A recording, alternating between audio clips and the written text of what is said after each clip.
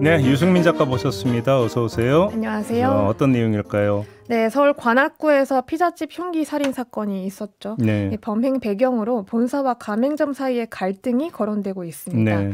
참극의 책임은 흉기를 든 가맹점주에게 있지만 그 과정에서 반복적으로 지금 나오고 있는 단어가 바로 인테리어입니다. 뭐 이것도 있고 뭐 1인용 네, 그 얘기도 나오던데. 예. 그 프랜차이즈 가맹점주들이 인테리어 같은 경우는 상당히 오랫동안 문제를 제기해온 영역이기도 한데요. 그 실태를 취재해봤더니 공통적으로 나오는 말이 기승전 인테리어다라는 말이었습니다. 그 정도로 중요하다? 네. 가맹점에 있어서? 네. 그럼 지금부터 이야기는 일반적인 이야기가 되겠네요. 그렇습니다. 예. 우선 출점 초기 단계부터 살펴보겠습니다. 외식업 프랜차이즈 가맹점주 이야기입니다.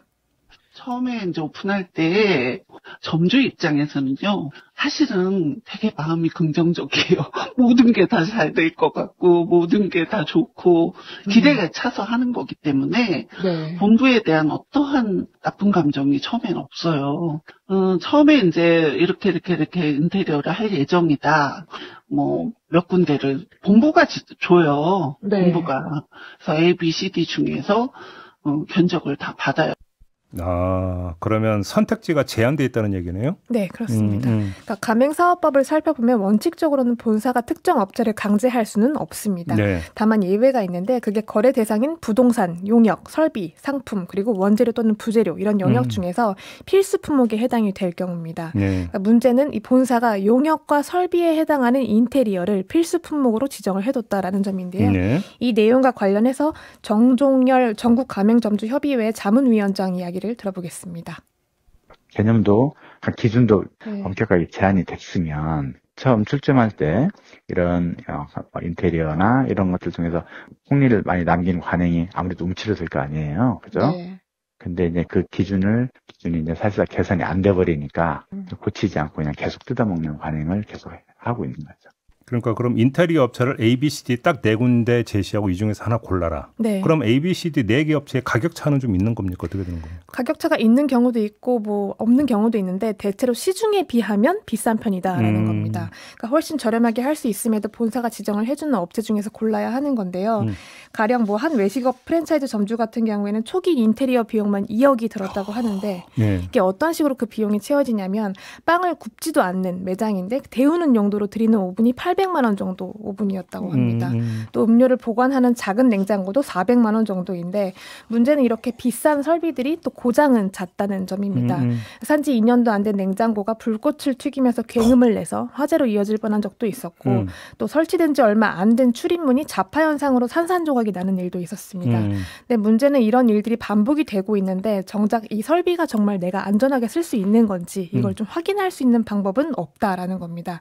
그러니까 처음에 출점을 할 때 본사에서 이제 인테리어 초기 관리비라고 해서 300만 원에서 600만 원 정도 수백만 원씩 관리비를 받아가는데 이게 일종의 감리 비용이라고 합니다. 감리? 네, 예. 명분은.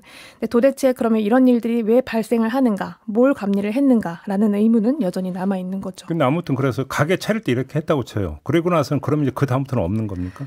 없는 경우도 있지만 그러니까 주기적으로 메뉴를 바꾼다거나 아니면 매장의 컨셉을 바꾸는 이제 브랜드가 있는데요. 그런 브랜드일 경우에는 그때부터가 진짜 인테리어의 압박의 시작이다라는 이야기가 또 바꿔요? 있었습니다. 그러면? 네. 가령 어떤 식이냐면 신메뉴를 개발을 할 때 그 신제품에 해당하는 전용 냉장 시설을 같이 이제 출시를 해서 예. 그걸 같이 구비를 해야 이 신제품을 받을 수 있는 식이 되는 거죠. 그러니까 만약에 점주가 비용이 조금 부담이 돼서 냉장고 설치는 나는 좀 어렵다라고 하면 본사가 그럼 신제품도 못 파세요라고 이제 돌아오는 겁니다. 예. 그러니까 점주는 결국 새 냉장고를 드리거나 신메뉴를 포기하거나 둘 중에 하나를 선택해야 되는 건데 만약에 인테리어 권유를 계속 거부를 한다. 그러면 이런 상황이 발생한다고 합니다. 들어보시죠. 이제 압박을 해요, 본부가. 매출이 이렇게 막 떨어지고 그러면 이제 매출이 떨어지는 이유가 여러 가지잖아요. 그런데 와갖고, 사장님이 기회에 인테리어 한번 새로 쫙 하시고 하면 어떨까요? 막 이러고서 하죠. 본부가 주도하는 대로 따라와라. 그러면 반드시 니네도 성공한다. 그 따라오라는 게 결국은 인테리어예요. 기승전 인테리어 바꿔라 이렇게 가요. 방해 없다라는 건 거짓말이에요. 다 해요. 공공연하게 다 해요. 네. 이게 제일 큰 부담이라는 거죠? 네, 비용도 가장 많이 드는 부분이기도 하고요. 네. 그러니까 장사를 처음 시작하는 점주 입장은 사실 쉽지 않은 입장인데 그런 어려움을 덜어주기 위해서 존재를 하는 게 이제 프랜차이즈 본사인데, 그러니까 점주들도 본사를 이제 의존할 수밖에 없는 구조인 거죠. 하지만 정작 조금 납득하기 어려운 요구를 받았을 때 이걸 또 호소를 할 수 있는 통로는 없다라는 알겠습니다. 점입니다. 이게 뭐 그러니까 신림동에서 발생한 사건과 직접 연결되는 얘기는 아닐 아닙니다. 수도 있고 네. 프랜차이별로 또 그러니까 다를 수도 있습니다만 맞습니다. 아무튼 이 프랜차이즈 가맹점주 입장에서는 가장 큰 부담이 인테리어다. 이런 하소연이 상당히 많다. 네. 이 점은 좀 전달이 좀 돼야 될 것 같습니다. 잘 들었어요? 고맙습니다. 네, 유승민 작가와 함께했습니다.